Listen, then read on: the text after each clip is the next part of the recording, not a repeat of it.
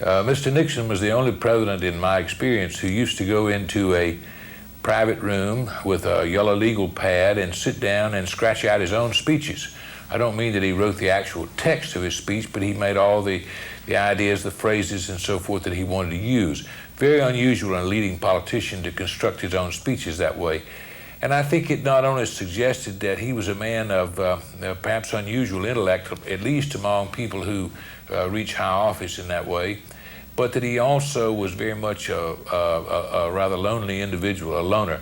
The idea that he would go off into a room by himself and work out his own ideas, which is, I think, it's almost unheard of among leading political figures.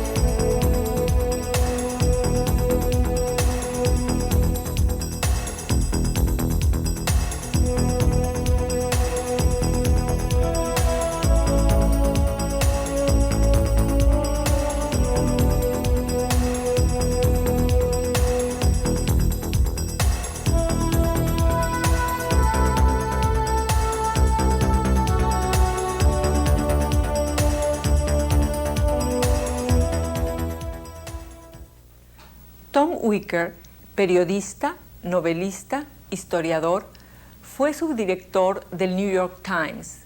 Es premio Pulitzer de periodismo. Ha escrito varias novelas y un gran libro sobre la profesión de periodista. Tom Wicker, además, ha escrito una biografía sobre Richard Nixon que se titula One of Us, o Uno de Nosotros. Tom, why was President Nixon one of us? Well, because I think, as all Americans know from the years of the Watergate period, all North Americans, he had a dark side to his character. There were many brilliant things about President Nixon, but he was a man who, in many ways, was unscrupulous in his campaigning, who cut corners, who used rather shady tactics on occasion, who was very roundly hated by many people. And he said himself one time that you had to know the dark side of the American people really in order to be able to deal with them, to lead them politically. I think he did know that dark side and he shared it. And I think we do have, as a people, as we do as individuals, we have a dark side. And therefore I think Richard Nixon was very much one of us. Well, the United States sees itself as an optimistic country, even as a sunny country. So what you mean is that Mr. Nixon was the dark side, the reverse of the medal? Yes, Norman Mailer, the well-known novelist, once said that John F. Kennedy, with whom Richard Nixon contested the 1960 election, and they're rather paired together in our history for that reason.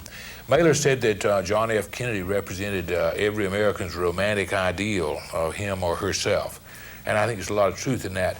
And Richard Nixon represented a darker reality that we all know is true. We may have a romantic ideal of ourselves, but still we know that there's a darker reality too. And I think the very closeness of the 1960 election symbolizes the fact that that romantic ideal and that darker reality reside in each of us, and they're very nearly equivalent. Wasn't it an unfair campaign, that one of Richard Nixon against John F. Kennedy, when Kennedy was such a charismatic person and Nixon was the opposite?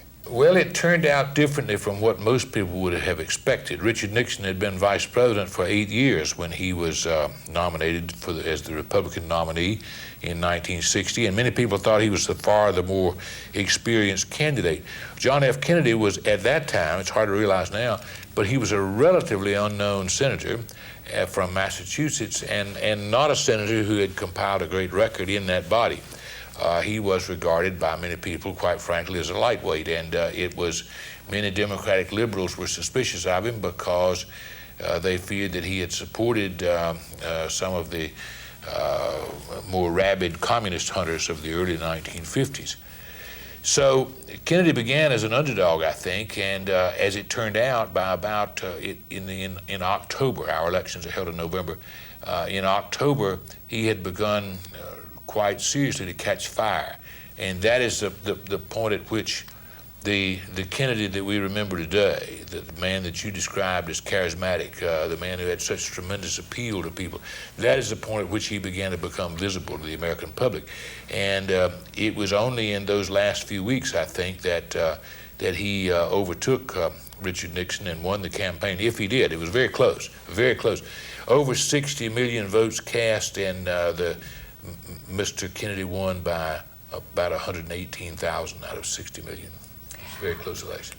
Was he the heir apparent of Dwight Eisenhower when he was the president? Well, he certainly wanted to picture himself that way. He'd been vice president for 8 years under Eisenhower, and the fact is, however, that in 1956, President Eisenhower, who by that time had suffered his heart attack, and who realized that the public would be looking very closely at his vice presidential running mate because of the heart attack, the running mate might well become president. I don't think there's any question President Eisenhower tried to eliminate Mr. Nixon from his ticket in 1956, choose someone else. He didn't realize, Eisenhower didn't, that Nixon, by his own political activity, had made that impossible. He was the choice of the Republican Party. And the same was true in 1960 when Eisenhower could not run again, owing to our constitutional limitations. And he did his best right up to the last minute to find someone other than Richard Nixon as a Republican nominee in 60, again not realizing that Nixon's own political activities had made it inevitable that he would be nominated. What made you write a biography on Mr. Richard Nixon? It's not exactly a biography because I don't try to, in that book, I didn't try to trace every facet of his life. Well, I had learned from talking to a lot of younger Americans, young enough never to have voted for or against Mr. Nixon, who never ran for public office after 1972, that many of them all they knew about him was Watergate. And Watergate, the scandal that forced him to resign, was like a wall, and they couldn't see back past that to where he had been a very substantial president.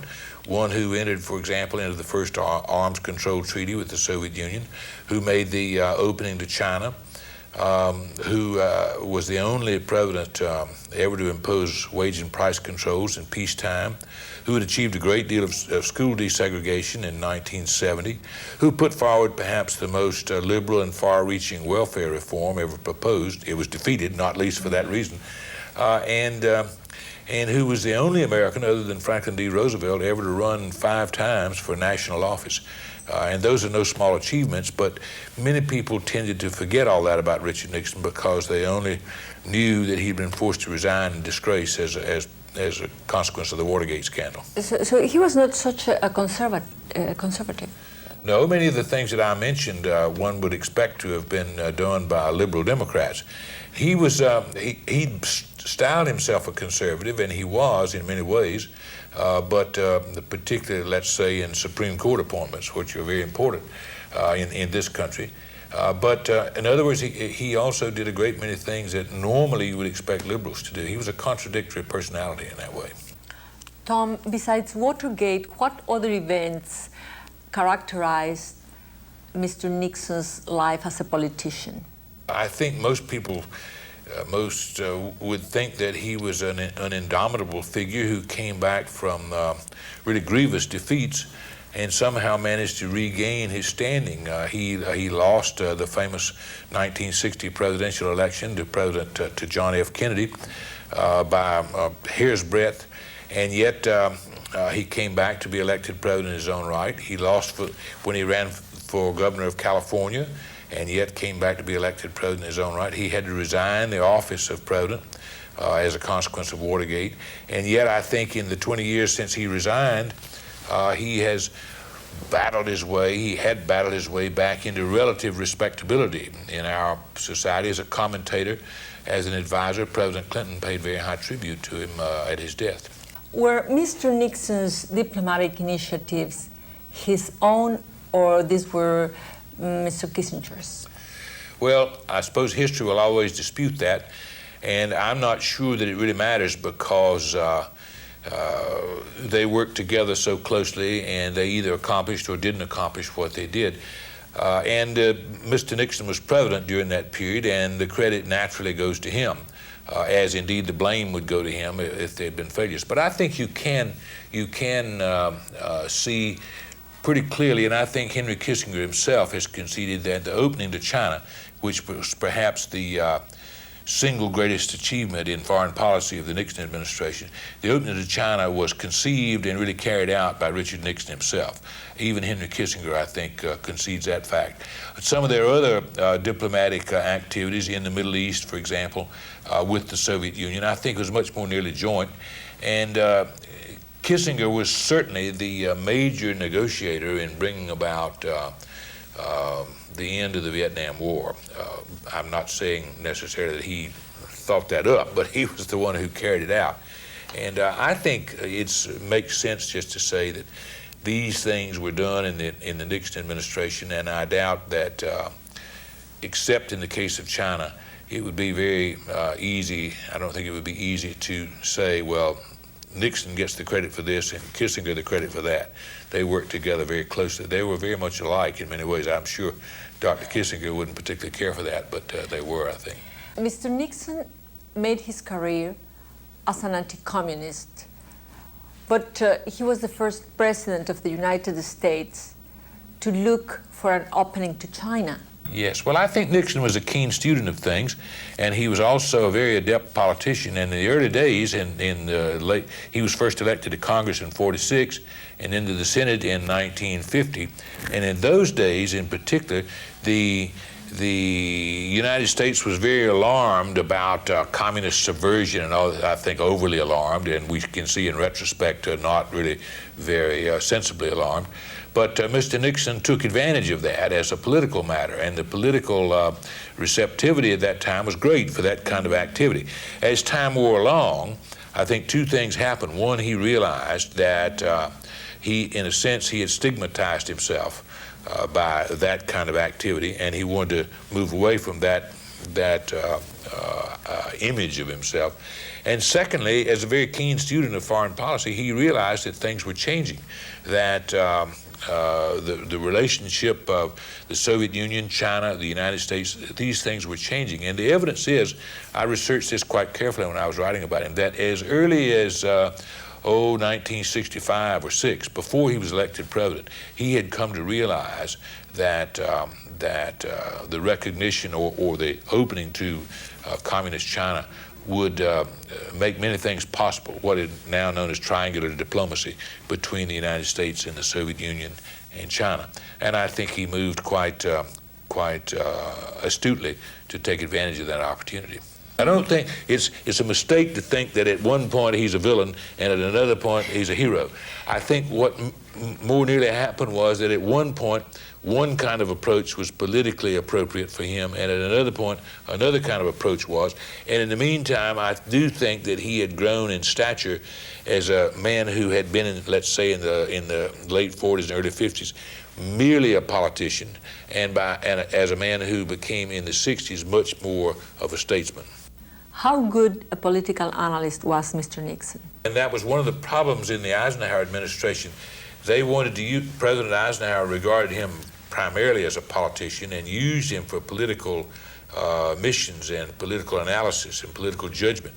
And even then, Nixon, I think, regarded himself as somewhat better than that. He wanted a larger part in major policy decisions, in foreign policy and so forth, and never had it in the Eisenhower administration. Of course, most vice presidents don't. And I don't think either of Mr. Nixon's own vice presidents ever had any such role either. But Nixon resented that, I think, and that was part of the difficulty between him and Eisenhower. And I should add that, of course, in later years, Eisenhower, once out of office, and Nixon were reconciled. And indeed, Mr. Nixon's daughter married President Eisenhower's grandson. How is President Nixon going to be remembered by the people of the United States? Well, I don't think there's any question but what Richard Nixon will be remembered first and foremost as the first president forced to resign the office, and possibly the only president. We don't know whether there'll ever be another. But I think beyond that, his major claims to fame will be the opening of China, which certainly did change world politics very dramatically. And I think probably his arms control negotiations with the Soviet Union. Domestically, the fact that he was, for so long and at such a high level, a major figure in our politics. At what point Mr. Nixon said you won't have any more... You won't have Nixon to kick around anymore. It's probably the most famous exit line in American political history. He had run for governor of California in 1962, only 2 years after losing the presidency to John F. Kennedy. And it was very ill-advised that he would run for that office. He had everything to lose and nothing to gain. And many people advised him against running, but I think somehow he simply wanted to come back and show himself a winner again. In any case, he lost quite in an election in California. And he then held a news conference. By that time, he and the American press were very much at loggerheads. They were quite enemies. And Nixon, at least according to some reports, had perhaps a little bit too much to drink. And at the end of that news conference, in the course of denouncing the press, he said, "You won't have Nixon to kick around anymore because, gentlemen, this is my last press conference." Of course, it was very far from his last press conference, but at that time, it could have been, and it was widely thought anyway that his defeat in California and this rather rambling and not very coherent news conference, that those two things together had finished his political career. And really, for the next 4 years, he was rather on the sidelines of American politics. He was a very sentimental man, isn't he? He would cry easily or not? I can't answer that as to whether he was a sentimental man or not. If he cried easily, I'm sure it was because he thought that the voters would like that. Mr. Nixon was not, he was not a man that I would, I mean, he was a politician to the bone. And though he was an unusual politician in that he was introverted and shy and succeeded in politics, which is a very extroverted business, nonetheless, I don't think he ever overcame the introversion and the shyness. So that while I can't answer that factually, I would doubt very seriously if Mr. Nixon cried very easily. But certainly not in public. But what you are saying is that he knew very well the voters, but the voters didn't know him. Well, that's right, and I think it's fair to say that Mr. Nixon never really showed himself in a real light to the American public. But people who knew him well and who worked with him very closely, people who knew him far better than I, suggest that he was actually presenting to the public a picture of a man who was less, in fact, than he was. He tried to picture himself as the kind of genial backslapper that our politics seem to require so often, when in fact he was a very shy, withdrawn, introverted man. Probably, I'm sure he would have resisted the definition, but probably an intellectual, really. And so he was presenting himself to the public as a kind of a hail fellow, well met, you know, when in fact he was a very withdrawn personality. When you think about going through life, presenting yourself in a different fashion from what you in fact are. I once went to interview the Swedish Prime Minister, the late Swedish Prime Minister Olof Palme, and the first thing he said to me was, he said, "I met your president yesterday." This was when Mr. Nixon was in office. Yeah. And I said, "You did?" And he said, "Yes, we were both in Paris for the funeral of President Pompidou." And I said, "Well, what did you think of Mr. Nixon?"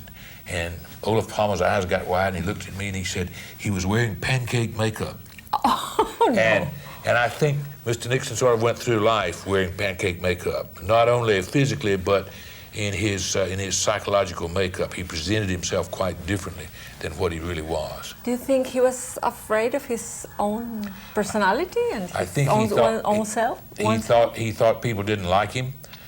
He was, as I say, withdrawn, shy man, and felt basically that the voting public required a different kind of person than he in fact was. Did he feel any pity of himself? Well, who knows? I wouldn't attempt to answer that. But I think that the evidence is that he had a very lonely youth and a childhood deprived of the kind of warm, smothering love that is good for children. And instead he was presented examples of sort of saintly behavior, discipline, self-denial, privacy, don't show your emotions, that sort of thing. And that lasted him through life. Was he a good president? Well, it depends on how you look at it. Of course, he was the first president forced to resign, so the obvious answer is no. No, but I mean, on the other hand, without seeing that aspect of Watergate. On the other hand, he accomplished some things, yes, and I think it was Elliot Richardson who was served in his administration, who said that Richard Nixon had it in his grasp to be the most powerful, the best American post-war president, and I think that's true. And he had his gifts of intellect and insight and knowledge. He was a very hard worker. He studied very hard, and all those gifts were ruined because, or ruined in that one moment because he hated too much. He resented too much. He trusted too little. And he felt always that there were enemies around him who were going to take it away from him, whatever it was. And of course they did. I think it's a very difficult post, that one of being president of any country. Yes. I think people expect too much from a man that I think that's absolutely true, and they're absolutely in the public light anymore because of television. We see presidents, we in the United States see presidents now much more familiarly than we see the local mayor or congressman or governor. The president, I think, is the most familiar of all Americans to every other American, and that means that we see them in every guise. We saw President Bush, throwing up on that dinner table in China. We see presidents in every way, shape, and form. And I am one who thinks that as time goes along, that we may already be approaching the time when that's going to be fatal to presidents, that we see too much of them. And like situation comedies on television, we get tired. We get tired of that person and we want somebody else. Not necessarily a better person, but just somebody else to watch. Tom, do you believe then in those words that Mr. Kissinger saying that if Richard Nixon had been loved by someone, he would have been a great, great man? Well, I think what Kissinger meant by that was that if Richard Nixon had ever had a close personal friend, a teacher, or someone in whom he could confide and trust, and would confide and trust, then he would have been able to overcome that feeling on his part that he couldn't trust anybody. And that if he could have overcome that and the resentments that were so deep within him and the hatreds and so forth, if he could have overcome that, then he would have been a great man. And of course, there are many people who think he was a great man anyway. Thank you very much, Tom. Thank you. En Nueva York, Silvia Lemus.